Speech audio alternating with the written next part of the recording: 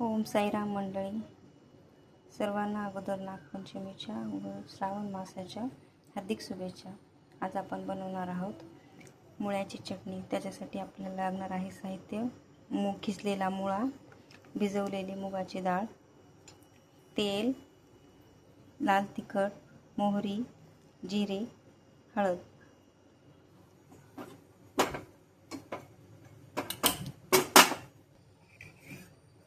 आता आपण यामध्ये तेल टाकून घेऊ. तेल छान गरम झालं की याच्यामध्ये जिरे टाकू. तेल छान गरम झालेले आहे. आता यामध्ये आपण मोहरी टाकू. मोहरी छान गरम झाली की आता ह्यामध्ये आपण जिरे टाकू. आता यामध्ये आपण खिसलेला मुळा टाकायचा. याच्यामध्ये मुळा आपल्याला छान लाल होईपर्यंत भाजून घ्यायचा आहे. चांगला असा खरपूस लाल रंगाचा लाल होईपर्यंत मुळा आपल्याला परतून घ्यायचा आहे. असा मुळा छान भाजून घ्यायचा आहे. त्याला सारखं हलवत राहायचं, कारण तो बुडाला चिटकणार याची काळजी घ्यायची. चांगला असा लालसर रंगाचा होईपर्यंत भाजून घ्यायचा आहे. याप्रमाणे मुळा असा छान भाजून घेतलेला आहे. याप्रमाणे असा मुळा भाजून घ्यायचा आहे आपल्याला. तुमच्याकडे श्रावण सोमवार सोडवण्यासाठी आवर्जून मुळ्याची चटणी बनवतात. यामध्ये आता आपण घालणार आहोत मुगाची डाळ. डाळ पण छान मिक्स करून घ्यायची आहे.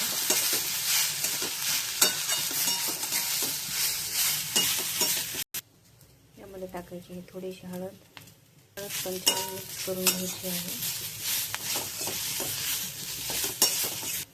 हळद छान मिक्स झालेली आहे. आता यामध्ये आपण टाकू लाल तिखट.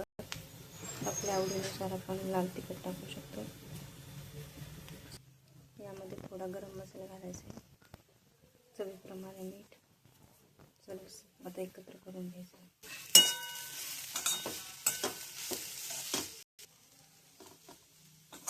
थोडीशी डाळ नरम होण्यासाठी 5 ते 7 मिनिटं आपल्याला झाकून ठेवून वाफ काढून घ्यायची आहे. त्यामुळे काही डाळ नरम होईल आणि चवीला एकदम अप्रतिम लागेल. याप्रमाणे झाकून ठेवायचं आहे. 5 ते 7 मिनिटांमध्ये छान वाफ निघते. छान वाफ निघाली आहे आणि डाळ पण एकदम छान नरम झालेली आहे. तयार आहे आपली मुळ्याची चटणी. याप्रमाणे तुम्ही पण एकदा मुळ्याची चटणी नक्की करून बघा. व्हिडिओ आवडल्यास लाईक, शेअर आणि सबस्क्राईब करा.